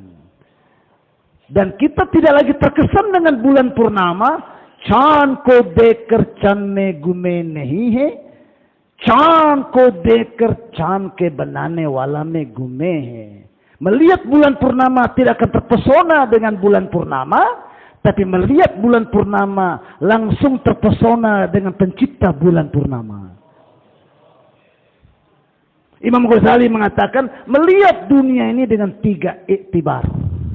1, mengingatkan kita kepada akhirat. Lihat benda dunia, ingat benda di akhirat. Lihat keadaan di dunia, ingat keadaan di akhirat. Yang kedua, ambil ibrah di dalamnya. Apa maksud Allah ciptakan ini? Wa inna lakum fil an'ami la ibrah. Di dalam binatang ternak ada ibrat iman, ada pelajaran iman. Lihat kambing, ingat Allah. Lihat sapi, ingat Allah. Lihat istri, ingat Allah. Lihat laut, ingat Allah. Kapan bisa terbentuk itu? Kalau kita tundukkan pandangan dulu, sering-sering mendengarkan Al-Quran periode Mekah. Yang isinya kudratullah, wahdaniyat, rububiyatullah, ala illah, ayyamillah, mugibat, laul mahfuz, nisan malaikat, kubur, mahsyar, nasar, mizan, sirat, jannat, neraka. Ini yang kita dengarkan. Jangan dengarkan berita-berita dunia kecuali sekecil sekedarnya. Kalau ada yang mau masuk ke telinga kita, Aduh, perut saya sakit, makan sambal banyak tadi bakso. Langsung ditolak, jangan masuk ke telinga. Ise nei hota, sambal se nei hota. Sambal makhluk tidak bisa menyebabkan penyakit pada perut.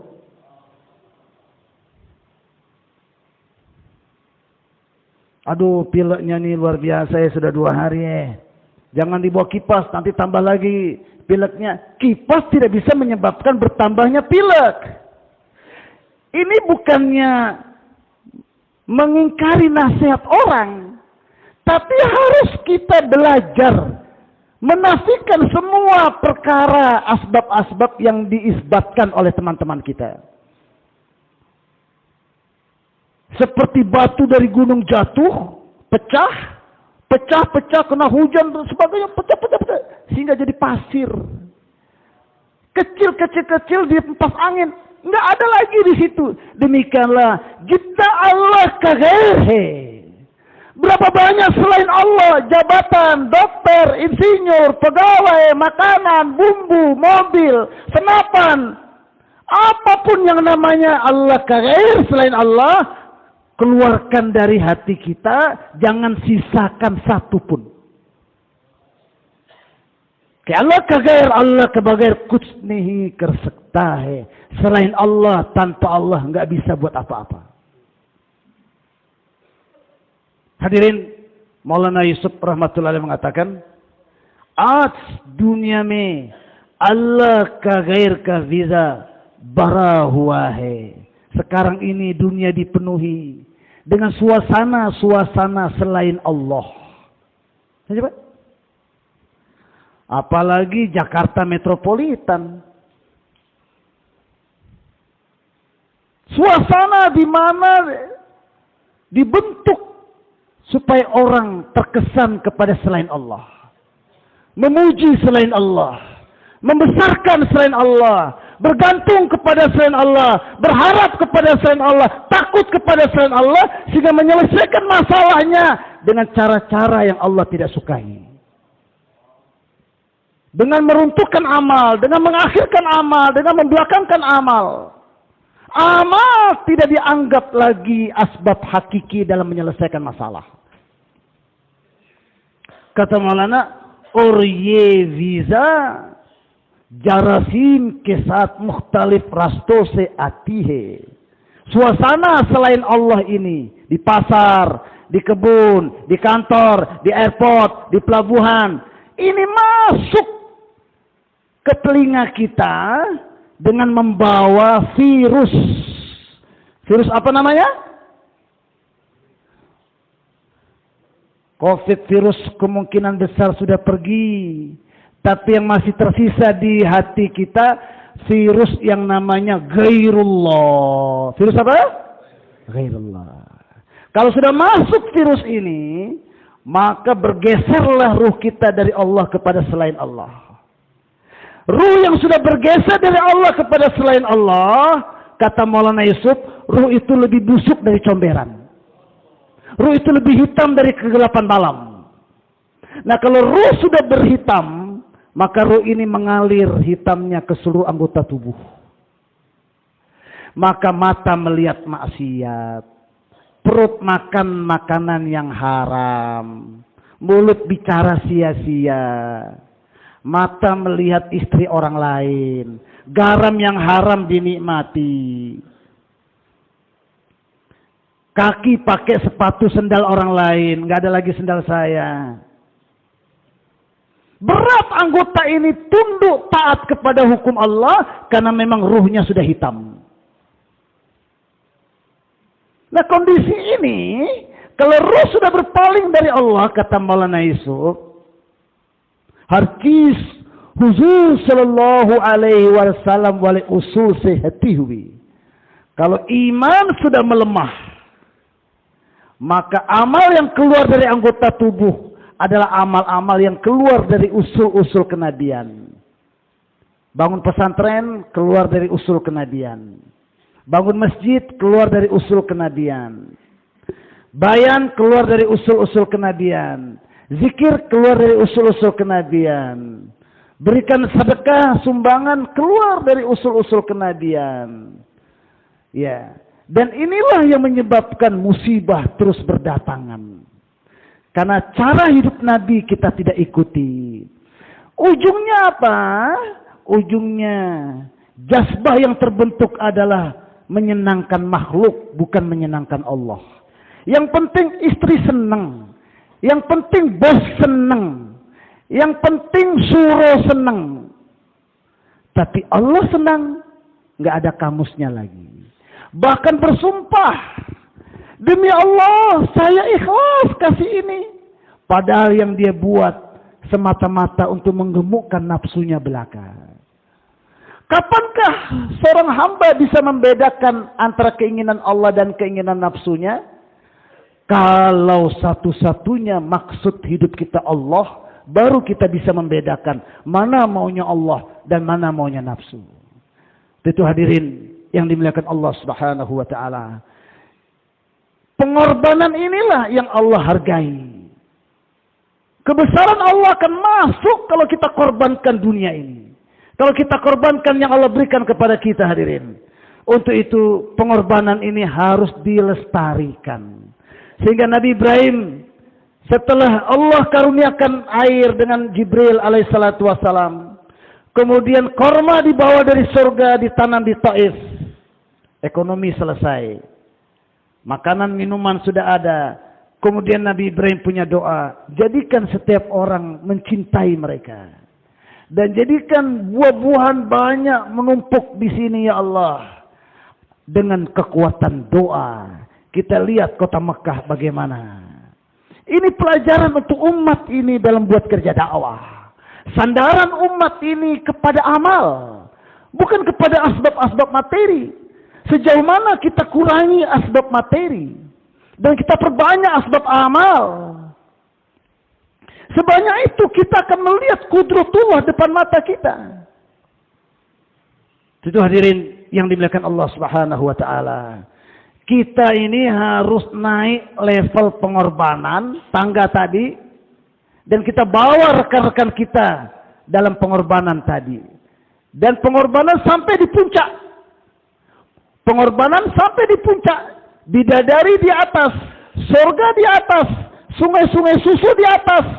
Maka kita harus niat pengorbanan saya harus sempurna sampai di atas. Bersedia? Olehnya itu, tertib pertama, tertib siddiqi. Seluruh hidupnya untuk agama. Seluruh hartanya untuk agama. Tertib kedua, tertib faruqi. Separuh harta dan hidupnya untuk agama. Nah hadirin yang dimuliakan Allah Subhanahu wa taala. Rasulullah berkata kepada Abu Bakar, "Hei Abu Bakar, ada apa dengan kamu? Kamu persis Nabi Ibrahim." Dan berkata kepada Faruq, Umar, kenapa kamu ini? Kok persis Nabi Musa? Jadi kerjanya Nabi mendidik dan mentarbiah sahabat seperti Nabi-Nabi. Kerja kita mendidik diri kita dan rekan-rekan kita seperti sahabat. Siapa yang siap membentuk kumpulan sahabat di daerahnya? Olehnya itu kita harus banyak berdiskusi tentang siddiqi. Karena zaman kita ini seperti zaman Abu Bakar. Islam dihancurkan di zaman Nabi meninggal. Kenapa? Pelajaran bagi umat ini, setiap zaman umat ini akan digoda. Digesek-gesek kanan dan kiri oleh musuh-musuhnya.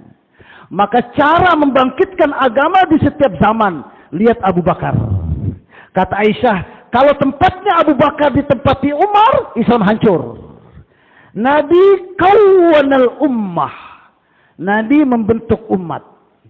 Jadi waktu kisah yang takwa itu, Allah katakan ayat selanjutnya. Yauma tabyaddu wujuh wa taswaddu wujuh. Nanti di hari kiamat. Ada orang dibangkitkan wajahnya putih dan ada yang wajahnya hitam. Ya. Fa'ammal ladzina swaddat wujuhuhum akafartum ba'da imanikum fadzuqul adzaba bima kuntum takfurun. Yang di akhirat dibangkitkan dalam keadaan wajahnya hitam, dikatakan kepada mereka, kenapa kamu sudah beriman kok kufur? Ini orang beriman dibangkitkan di akhirat, tapi ada amalan yang menyebabkan mereka kufur. Rasakan azab saat ini. Karena dulu di dunia kamu buat amalan kekufuran.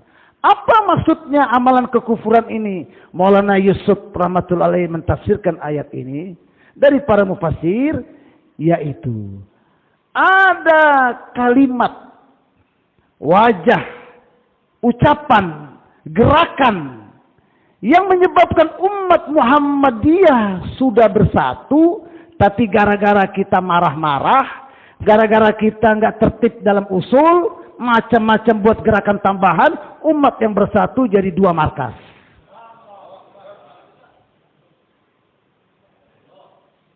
Jadi orang yang suka memecah belah umat Islam yang telah bersatu, walaupun dia kerja agama di dunia ini, di akhirat wajahnya hitam-hitam. Hati-hati hadirin, jangan meremehkan. Ka'bah hancur bagi Allah tidak berat.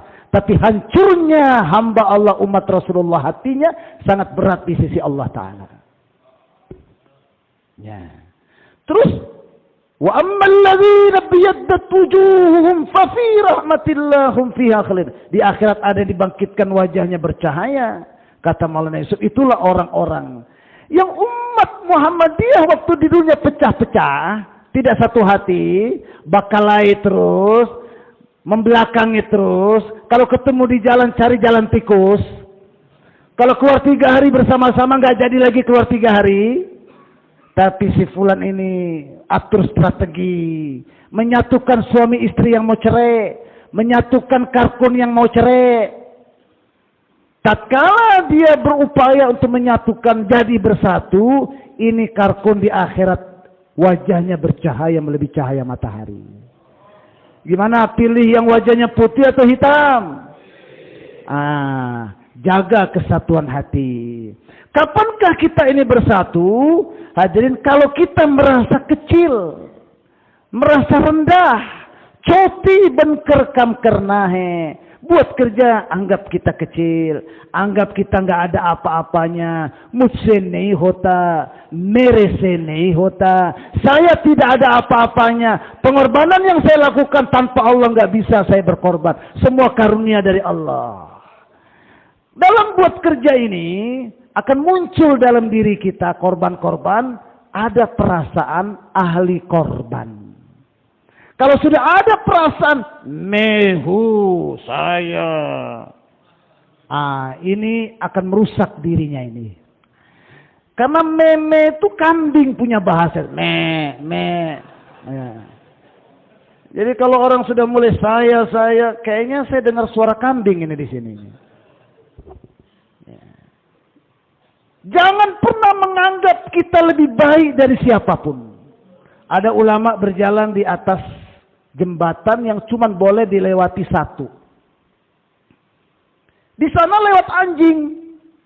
Khatib mau khutbah Jumat, baju putih. Saya baju putih sudah mandi, anjing kan najis. Biar dia jatuh di comberan, nggak apa-apa kalau saya mau khutbah. Kan saya lebih baik dari anjing. Berpapasan dengan anjing, anjing jatuh. Tapi sebelum jatuh, anjing itu berkata, wahai Tuan Khatib, memang saya ini makhluk yang najis. Tapi ucapanmu tadi menganggap kamu lebih baik dari saya, itu lebih najis daripada comberan ini. Kalau comberan kamu jatuh di dalamnya, mempersilakan saya, paling bisa dicuci dengan air. Kemudian tanah, tapi perasaan hatimu lebih baik dari saya. 7 lapis lautan tidak bisa membersihkan ruhani kamu. Hadirin, untuk itu kita harus dekat dengan orang tua-tua kita. Zaman Abu Bakar radhiyallahu anhu, 3 ini yang dihidupkan dalam tabligh kita sekarang. Ini 3 kita, takwa, tawakal, dan akhlak. Tidak berdebat dengan lawan kita. Tidak menanggapi orang yang memusuhi kita. Dianggap angin lalu. Ya. Pertama takwa. Lihat apa kata Allah. Sahabat semuanya melihat Madinah bagaimana. Yang lainnya bilang istri Nabi bagaimana. Abu Bakar bilang, kalau istri Nabi pun tidak ada yang kebumikan. Semua laki-laki saya keluarkan di jalan Allah. Maka melihat jasad istri Nabi dimakan serigala, saya tahan melihatnya. Tapi satu perintah Allah dan Rasulnya ditinggalkan, saya tidak tahan melihat itu. Ayung kusuddin wa ana hayyun. Apakah agama mati di depan mata Abu Bakar? Tidak bisa. Yang kedua, tawakal. Begitulah Abu Bakar berkata, saya rela keluarkan semua laki-laki. Tidak ada yang memakan, tidak ada yang mengubumikan istri-istri Nabi. Tahan saya melihatnya. Tapi perintah Allah dan Rasulnya, perintah Allah dan Rasulnya saya tidak tahan ditinggalkan. Kalau kamu tidak mau berangkat, saya yang berangkat. 3 hari 3 malam tidak ada azan dikumandangkan di Madinah. Laki-laki balik semuanya diberangkatkan. Inilah zaman kita sekarang. Jangan pending. Jangan pending. Di atas nisab kita sambut lagi takazah. Yang pertama, apa yang terjadi kalau kita pulang? Kambing mati, anak sakit, ekonomi kita nyusut. Maulana Yusuf mengatakan, kalau dengan pengorbanan kita masih ada masalah, maka penyelesaian masalah setelah kita buat pengorbanan, kurbani dungga, tambah lagi pengorbanan kita. Allah uji dengan pengorbanan kita, kita cari Allah untuk penyelesaian masalah dunia. Kita ingin masalah kita selesai atau masalah umat yang selesai. Sahabat diambil, dibawa kepada Nabi karena mencuri. Nabi perintahkan potong tangannya. Tapi Nabi menangis setelah tangannya jatuh. Ya Rasulullah, kau yang perintahkan kami memotong tangannya, kenapa kau menangis? Rasulullah sallallahu alaihi wasallam bersabda, kenapa kalian tidak maafkan dia? Kenapa kalian jadi penolong setan? Pemimpin yang zalim kalau sudah dihadapkan mujrimin, tidak dieksekusi. Kenapa kalian tidak maafkan dia? Satu umatnya dipotong tangannya. Menangis Nabi. Berapa banyak umat di zaman kita mati, dibunuh sana, dibunuh sini, dengan peperangan, dengan gempa, dengan tsunami, berbagai macam penderitaan. Kira-kira Nabi di kuburan dalam keadaan apa sekarang?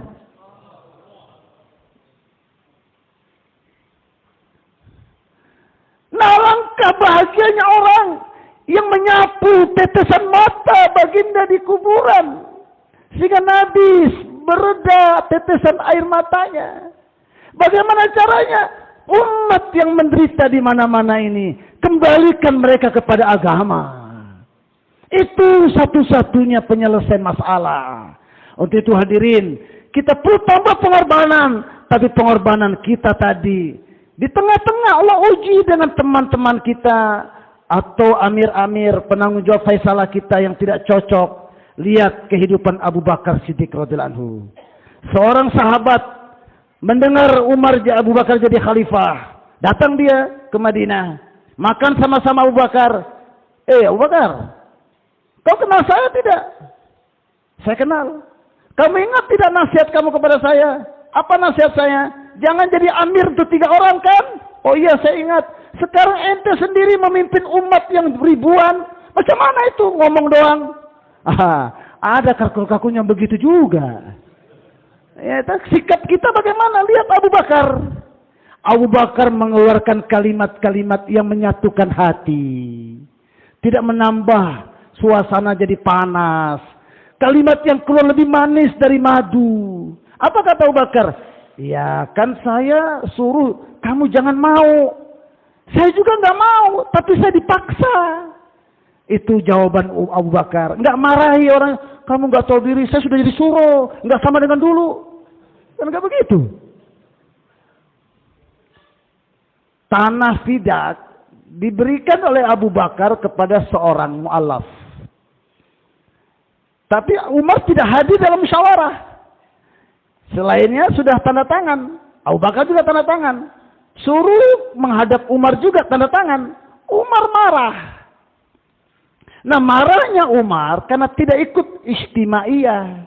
Jadi kalau kita tidak ikut istimaiyah, jangan buat gerakan-gerakan tambahan di belakang, fitnah muncul. Apa yang diputuskan dalam musyawarah kita ikut aja.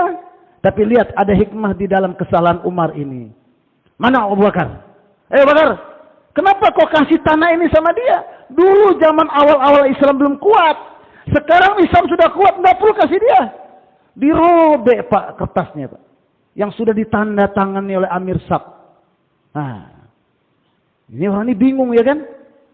Tanya sama Abu Bakar. Abu Bakar, ini yang jadi Amir sampean atau Umar?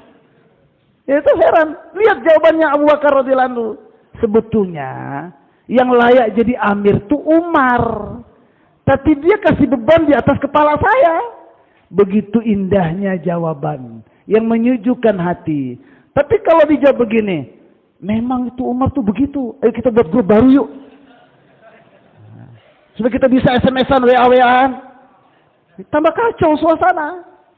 Suatu ketika Khalid bin Walid tidak keluar malam. Umar yang keluar. Sahabat Nafi ini melihat seperti Khalid. Khalid baru dipecat oleh Umar. Ya kan? Ini sifat ketaatan. Maka Umar ditanya sama Nafi ini. Khalid. Umar bilang, labbaik. Suara Umar persis Khalid. Bodinya Umar persis Khalid. Gelap, nggak ada lampu. Kamu dipecat ya? Iya. Gimana? Kita buat grup kah? Lawan Amir? Maka Nafi ini bilang, jangan. Kita harus taat. Walaupun nggak cocok dengan kita, tapi karena Amir yang putus, kita taat aja.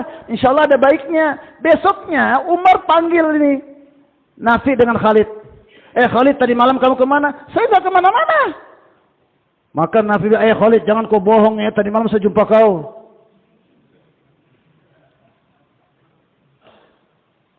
Baru Nafi, apa yang kau bilang sama Khalid? Saya bilang begini-begini. Apa jawaban Khalid? Begini-begini. Terus apa yang kau jawab? Begini-begini. Nafi, itu yang kau lihat, kau sangka Khalid. Itu saya. Nafi ketakutan. Nanti saya dapat hukuman.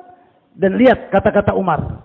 Kalau seluruh umat seperti engkau, wahai Nafi, mentaati keputusan musyawarah atau mentaati amirnya, walaupun bertentangan dengan keinginannya, maka umat ini akan selalu diselamatkan oleh Allah Subhanahu wa taala. Untuk itu sahabat telah berjanji, bay'ana ala Rasulillah sallallahu alaihi wasallam.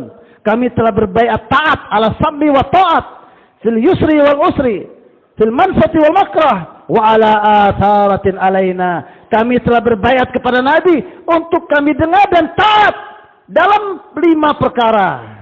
4 perkara. Pertama, taat dalam keadaan senang maupun susah. Ya, jangan waktu senang taat, waktu susah nggak mau taat. Ya. Yang kedua, dalam keadaan gembira, dalam keadaan penderitaan pun tetap taat. Ya, dalam kelapangan taat juga. Miskin taat, kaya pun taat. Jangan waktu miskin, masya Allah taat, nisabnya terjaga, sudah kaya lupa lagi. Dulu pegawai rendahan, taat istiqomah, sudah jadi pejabat, nggak muncul-muncul lagi. Ya, ini taat dalam setiap keadaan. Yang terakhir, tetap taat walaupun orang lain dimajukan. Maulana Ibrahim mengatakan, wahai Ansar, dalam peperangan Hunain, tinggal 12 orang. Maka Nabi panggil sahabat-sahabat Allah, ya Ansar, ya Ansar. Datang sahabat Ansar, maka 12.000 diusir. Harta ghanimah tertinggal. Nabi bilang, kasih sama orang Mekah. Maka tatkala harta ghanimah dikasih sama orang Mekah, ada yang bisik-bisik, gimana ini? Waktu takazak kita dipanggil, tapi waktu pembagian harta kampungnya yang dipanggil. Ini bisikan-bisikan seperti itu sampai hari kiamat muncul itu. Ya, memecah belah ini kerja. Baik, dipanggil. Dihadap Rasulullah sallallahu alaihi wasallam. Maka Rasulullah tanya, "Kamu bagaimana?" "Saya sama dengan mereka ya Rasulullah." Panggil mereka semuanya. Rasulullah tanya, "Wahai Ansar." Ini pelajaran untuk kita yang bantu kerja agama zaman ini. "Wahai Ansar, Gimana kira-kira kalau orang Mekah pulang bawa harta ghanimah, kamu pulang bawa Rasulullah, kau pilih yang mana? Coba kita kalau ditanya begitu, kita pilih harta benda atau Rasulullah?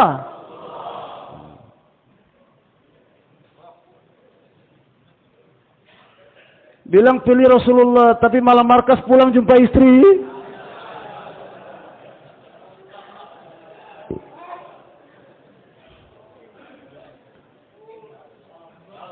Baik, suatu ketika dalam peperangan Ghazwan, harta banyak datang. Rasulullah SAW bertanya kepada sahabat-sahabat Ansar, Ansar kumpul. Sekarang kamu mau minta apa? Saya akan berdoa kepada Allah untuk menunaikan hajat kamu.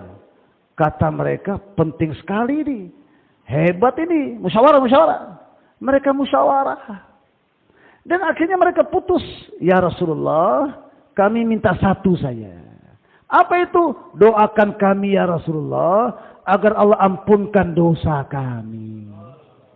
Jadi pelajaran tuh kita sampai hari kiamat dalam buat kerja agama. Yang kita cari bukan duduk jadi suro, jadi faisalah. Tapi yang kita cari, duduk di musyawarah, Allah ampunkan kita. Datang ke malam markas, Allah ampunkan kita. Yang kita cari ampunan Allah. Kita nggak ditegur, nggak apa-apa. Yang penting Allah tegur kita. Allah panggil kita. Jadi ini sifat yang selanjutnya hadirin. Wa ala atharatin alaina. Hei Ansar, kata Rasulullah. Nanti tatkala futuhat terbuka, kamu tidak punya apa-apa lagi. Dan kamu tidak dikasih apa-apa lagi. Kira-kira apa yang akan kamu lakukan? Sabar. Kamu dibelakangkan. Orang-orang akan dimajukan ke depan. Sabar. Terus tetap buat kerja dakwah. Jangan tinggalkan dakwah. Tetapi orang Ansar luar biasa. Semua hartanya digunakan untuk agama. Tamu-tamu yang datang dikasih makan. Tamu-tamu yang pulang dikasih bekal. Sahabat-sahabat pun dikasih tanah, dikasih istri dan sebagainya. Akhirnya orang-orang ini bertanya, orang-orang Mekah yang baru masuk Islam, atau semuanya, ya Rasulullah, orang Ansar banyak sekali kelebihannya, fadilahnya. Bagaimana kami bisa sampai kepada derajat yang mereka telah capai? Terlalu banyak pengorbanan mereka, kami dapat apa? Beginilah selayaknya, kita cemburu, iri dengan orang-orang yang banyak berkorban. Tapi bukan kita iri mengarah kepada dengki, akhirnya menghalangi pengorbanan mereka. Katakan mereka tara tertib, mereka melanggar usul. Nah kita yang paham gak kerja, kita salahkan orang yang kerja. Lain diduduk, lain di lapangan nanti. Kalau cuma di tempat, di markas dong, kita ada ilmu. Tapi yang terjun di lapangan, mereka punya hikmah. Ya Rasulullah, kami iri dengan mereka. Bagaimana kami bisa sampai kepada derajat mereka? Kata Rasulullah kepada orang Mekah, kamu doakan mereka, sehingga pahala mereka pun tetap ngalir kepada kalian. Jadi kalau lihat Karkun maju, bagi masa sepertiga hidup, kita baru 2,5 jam, dia sudah 8 jam. Kita baru 3 hari, dia sudah 10 hari. Kalau kita baru 4 bulan sekali, dia sudah 10 kali tiap 4 bulan. Jangan dengki, mas.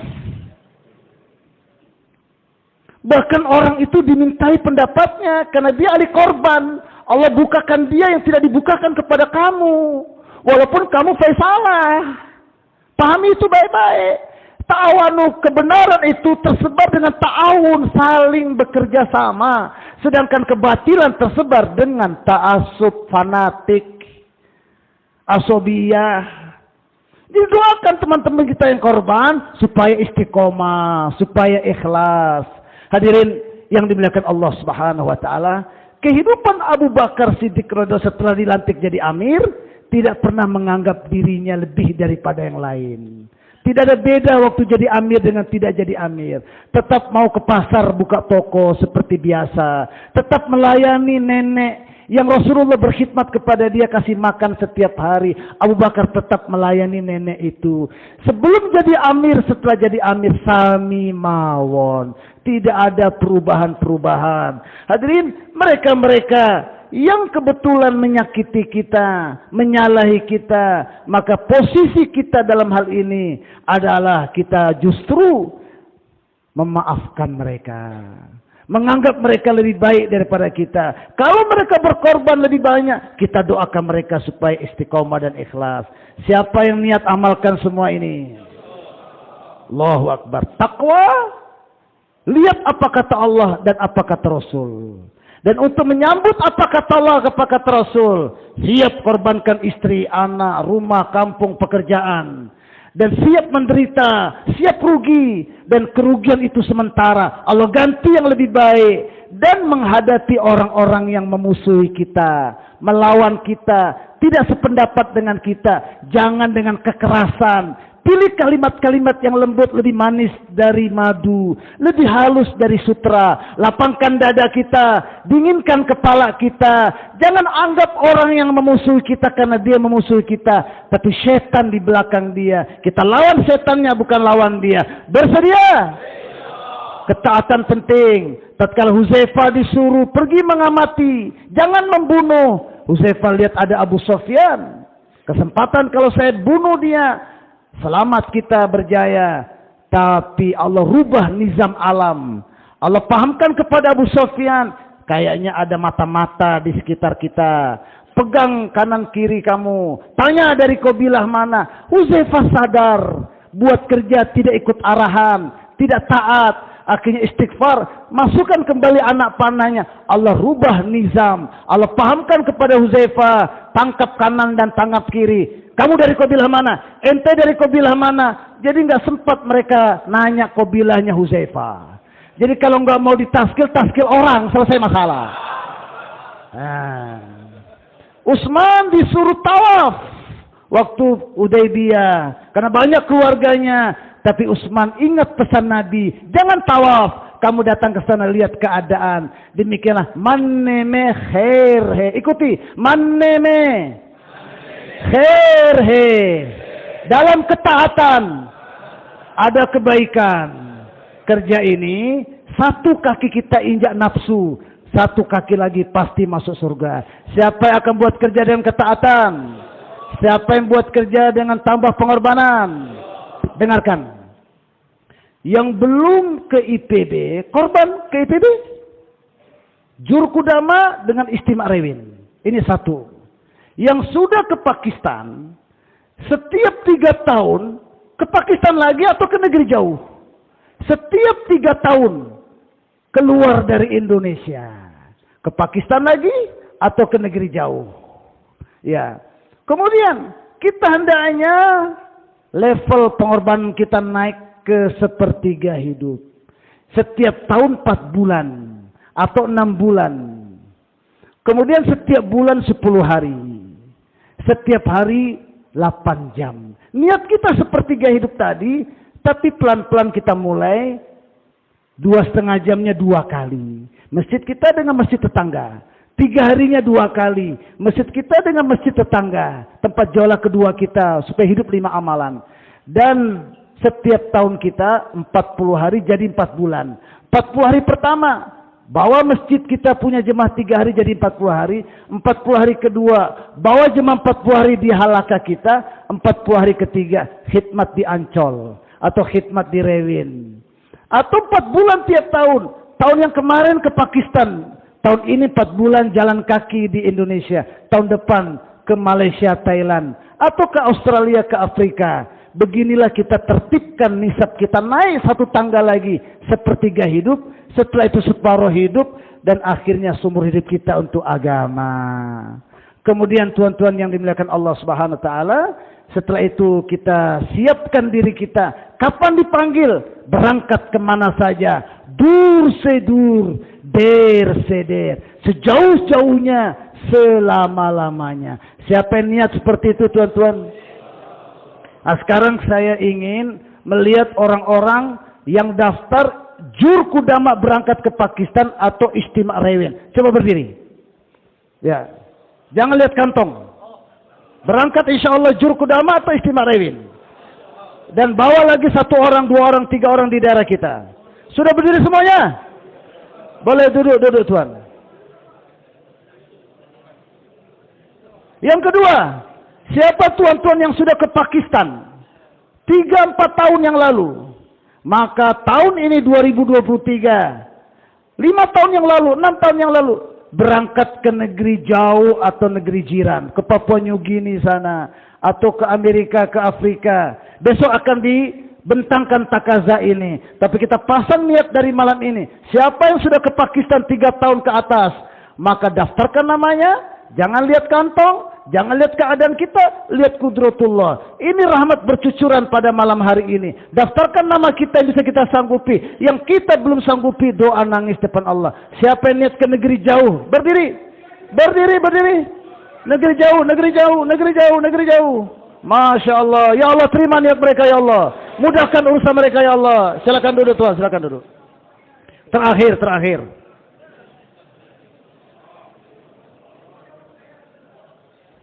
Sekarang tidak usah berdiri. Siapa yang akan menertibkan pengorbanannya, naik level berikutnya, sepertiga hidup, setiap hari 8 jam, setiap bulan 10 hari, setiap tahun 4 bulan dengan musyawarah. Istri anak kita pun kita atur di belakang, pekerjaan kita atur di belakang, kemudian kita berangkat. Siapa yang niat sepertiga hidup? Ya Allah, terima niat kami semua ya Allah.